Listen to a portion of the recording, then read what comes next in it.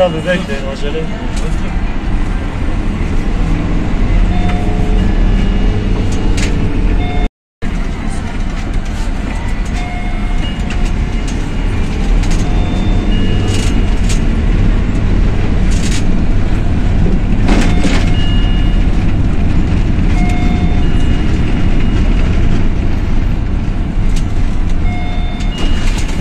Onlara bas abi.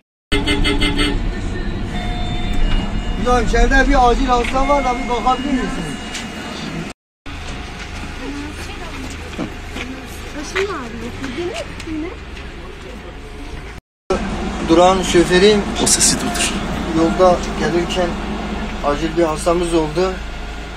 Müdahale etmek için acil bir şekilde acil servise getirmek zorunda kaldık.